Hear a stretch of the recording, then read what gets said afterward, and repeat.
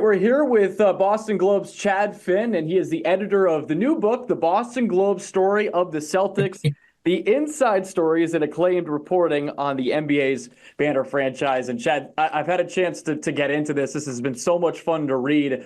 I want to start with this. How much fun was this to put together while the Celtics were on their way to winning Banner 18 this last year? Oh, I appreciate that, Joe. It was really fun to put together. But we had some suspense because the book was technically done in May, and we had to decide how much space to leave for the possibility that they would win the championship. And I was very optimistic. I know that's unusual for a Boston sports guy, but I thought they were going to win it. It just felt like it was lining up right last year, and they had the missing pieces with Porzingis and Drew Holiday. And so I wanted a little bit more space. We ended up with 2 pages and doing it as an epilogue and using Adam Himmelsbach's fantastic game story from the night they won. But if I had my way, we'd have maybe even a little bit more in there about them winning because it was a remarkable season. And there's obviously so much to get to as it's related to the book. And the Celtics' history is so storied. What is interesting about this upcoming season is that the Celtics haven't repeated since the Bill Russell years. Do you think they do that this year? Well, I think one of the elements that you leave out of it when you're talking about what it takes to win a championship is just pure luck. Things have to line up beyond being talented, resilient, a deep team, coming through in the clutch, all those things that the Celtics did last year, right on down the roster. You need to stay healthy. And they stayed healthy for the most part last year. Porzingis missed, I think it was 25 games in the regular season. They won 21 of them. They missed him a little bit in the playoffs too, overcame that in part because an injured star was missing for every team they played along the way. Jimmy Butler in Miami, Donovan Mitchell with the Cavaliers, and then Tyrese Halliburton before they get Dallas in the finals. And so they caught a few breaks too. It doesn't take away from what they did by any stretch because they were the best team in basketball all year. But to repeat, you kind of need those things to go your way again beyond being a dominant basketball team. And it's hard to count on health and getting a couple of bounces along the way.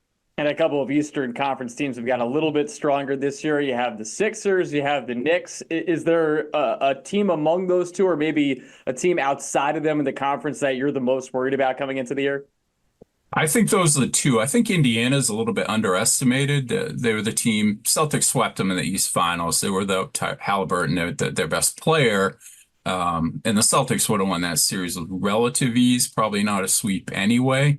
But you look at their roster and they have like 10 really good players. And Rick Carlisle does a nice job of maximizing the talent that they have on that team and playing a really aggressive offense. I think they're overlooked. But otherwise, it's the Knicks in Philadelphia. More the Knicks to me. Getting Karl Anthony Towns, even though he's not a good defensive player, and the Celtics would take advantage of that in a long series. It's a really well-rounded, tough team that believes in each other, and New York fans are crazy good. I thought Madison Square Garden was the best atmosphere other than Boston Garden in the playoffs last year. So that's the team I'm keeping an eye on more than any other. And we're itching to get the season rolling here. It's just about to come up. But again, going back to the book here, the Boston Globe story of the Celtics, it was so great to look back at every era, of Celtics basketball and the way that the Boston Globe has been able to cover each era. This is more of a macro question, but how much fun was this to put together as somebody that currently works for the Boston Globe, and then to be able to look back at, all of your predecessors and the way that they were able to cover this team? Yeah, it was really fun from a lot of regards. I mean, you start a project like this, that's a compilation, by just making a list of every single thing has to be in there, going through team histories, books, Wikipedia, basketball reference, everything, and just hitting every story. And then you have to go find those stories. And our researcher at the Globe, Jerry Mannion, was fantastic help with that. I probably drove him crazy asking for just one more story here and one more there. But that was really, once you get that and you have the whole structure of the book, then you sit down and read what people wrote and what they had to say. And To me, I'm a little biased because I grew up in the 80s and I was in high school when Larry Bird and the Big Three were dominating. But to me, that was the most compelling aspect of the book because not only was the basketball played at an extremely high level and cherished by Celtics fans to this day, but the writing at the Globe was spectacular with Bob Ryan, Dan Shaughnessy, Lee Montville, Jackie McMullen a little bit later on, John Powers. It was incredible depth and that chapter is twice as long as any other in the book, not just because of the subject matter, but because of what was written at that time. Is there a story from the Larry Bird era, since that is near and dear to your heart, that you didn't remember from back in that time that when you reread it, you're like, wow, this is incredible? Or is there a specific story that you relish the most, even though I'm as I know you'll say, all of them are fantastic? All of them are fantastic, but as someone who's spent a lot of time in his life watching Larry Bird highlights on YouTube, there weren't a lot of surprises. I knew what to look for, but some of the little feature stories or little kind of a little takeout on a small moment were the things that popped out to me. One of my favorite stories in the book is one Lee Montville wrote about Larry Bird's sculpture in 1988.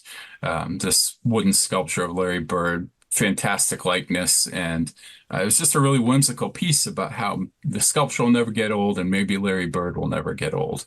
And you kind of have to read it to understand it. I can't do it justice talking about it, but it's if you know Lee Montville's writing, it's right in his wheelhouse as this beautiful type of thing. So that one really meant a lot to me. One of the more fascinating parts of the book for me when I read it was the beginning of it, because I think a lot of people of my generation don't quite understand the beginning of the history of the Boston Celtics. And I had a lot of fun reading about Walter Brown, and obviously founder of the team, and really believed in this thing from the beginning, even though the beginning of it was slow before they got Bill Russell into the fold. What was the most fun for you to look back on that beginning of the entire existence of the Boston Celtics and with this man specifically? Yeah, that with Walter Brown, it was fascinating stuff because that was an element of it I didn't know that much about. I knew the rough history, but not how dire it was at the beginning. Like Celtics didn't really draw, and college basketball was wildly popular. Hockey was wildly popular in Boston, but the NBA was an afterthought, this fledgling league. And he believed in it. And the smartest thing he ever did, he did a lot of smart things, but the smartest was listen to people that told him he should hire Red Auerbach, who became the greatest executive in, you could argue, pro sports history, certainly basketball history. But, I mentioned with this current team, you need a little bit of luck along the way to win another championship. You need luck at all aspects. Well, Auerbach didn't want Bob Cousy. They ended up with him in a dispersal draft. He called him a local yokel because he had played at Holy Cross and everybody loved him around here.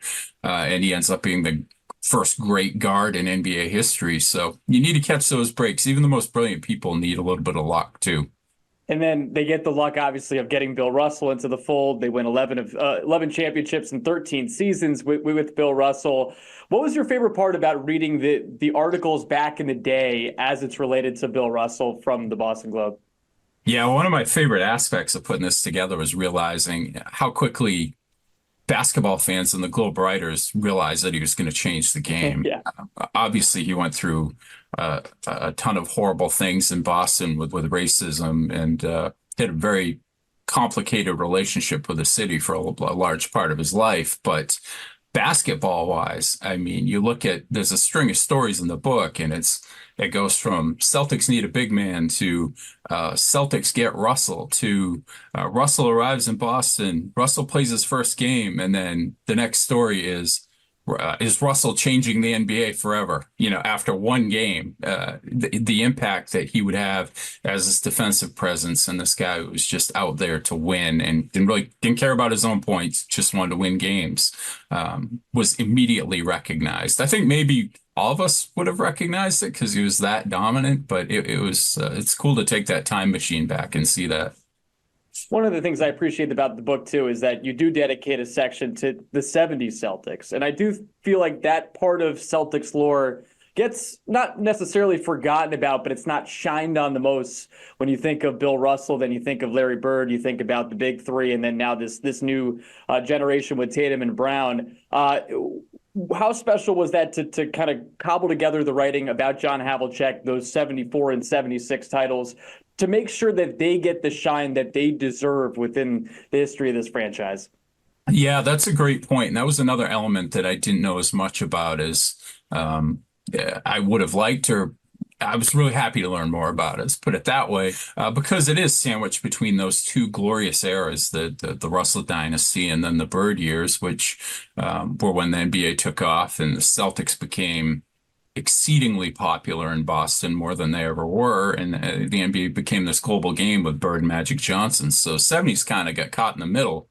And they won two championships, 1974, 76. John Havlicek was one of the best players, at times the best player in basketball in that era. And he remains wildly underrated historically right now. And then you had Joe White and Dave Cowens, who won a 1973 MVP award. It was an era that deserved its own attention, because in a lot of organizations, a lot of franchises, that would have been their glory days. And with the Celtics, it's just, oh yeah, another decade where we won a couple of championships. Now, I was a teen during the Ray Allen and Kevin Garnett, Paul Pierce years. And before those trades were made, I assume diehard Celtics fans remember this. They were trying to get the number one pick in the draft. They end up falling to 5, Yeah. and they end up dealing that away to Seattle to get Ray Allen into the fold. Then they add Kevin Garnett after that. But what was it like experiencing this as a member of the media in real time? The way Danny Ainge and that front office shifted to get those two other stars, form the big three, and go from a team that was finishing in the doldrums of the Eastern Conference to then winning the championship the next year. Yeah, it was a heck of a shift by Danny, because there's so much anticipation of getting that number one pick, or getting one of the top two and taking either Greg Oden, the center out of Ohio State, or Kevin Durant, who we still know today, still dropping his 30 points a game today. I believe Ainge would have drafted Durant. He spent a lot of time with him in the preseason. He got in trouble for sitting with Durant's mom at a University of Texas game. I think that would have been their guy, but the ping pong balls, again, didn't go their way, just as they did in 97 when they thought they were going to get Tim Duncan. And they ended up with number 5 pick. And Danny shifted. He took Jeff Green out of Georgetown, who also is still in the league, and traded him to Seattle for Ray Allen. And there was skepticism at that time, because you had Ray Allen and you had Paul Pierce, and you didn't have much else. It was all part of a master plan by Danny. Getting Allen convinced Kevin Garnett that he might want to come to Boston. He didn't want to come here before that. And so he assembled this new big three really on the fly, after a plan that they had in mind for a while about getting that high draft pick didn't work out for him. So Danny Ainge, Red Auerbach's the greatest executive in Celtics history, but Danny Ainge, especially with the degree of difficulty of modern basketball, really did some remarkable things for the organization. And it was great to reread Jackie McMullen's piece about Ray Allen and just the OCD-ness of Yeah. the way he attacked basketball. I remember reading that in real time. It was great work by Jackie. And again, there's so much good work in this book. The final thing before we let you go here, Chad, I just wanted to ask on a personal note, having grown up, in this area, reading about the Celtics through the Boston Globe, what did it mean to you, or what does it mean to you to have your writing be a part of this? Because there are a lot, especially toward the latter part of the book, that does involve your work. So what does it mean to be, amongst the writers in this book, really chronicling the history of this franchise? Yeah, it's editor's privilege to cram in your own work a little bit, even if it doesn't belong there. But yeah, I mean, it's a thrill. I grew up reading the Globe. My dad brought it home every day, and he'd bring home a couple of papers, and the kid always saved the Globe for last. So I would kind of spoil what was in it to him before he could actually read it. And Bob Ryan was kind of my writing hero, but also someone whose approach to sports I've always tried to take, which is, it's good for everybody when the teams are good. Everybody's happy. The people are watching your TV shows and buying the newspaper, and it's the discussion around town. And so I kind of take a positive approach to it. And to be able to be around now for a couple of Celtics championships and to get to cover this last one from beginning to end and have some of that same experiences that Bob did and to share that. My book copy of that book is signed by Bob. So it means a lot to me. All right, well, the book is out now. Again, it's called The Boston Globe Story of the Celtics, 1946 to present, the inside stories and acclaimed reporting on the NBA's banner franchise. Editor of the book, Chad Finn, thank you so much for joining us. Also in the book, too. He's also in here as well. But, Chad, appreciate the time as always, and thanks for putting this together for us ahead of the upcoming season. Hey, thanks, Joe. Great talking to you.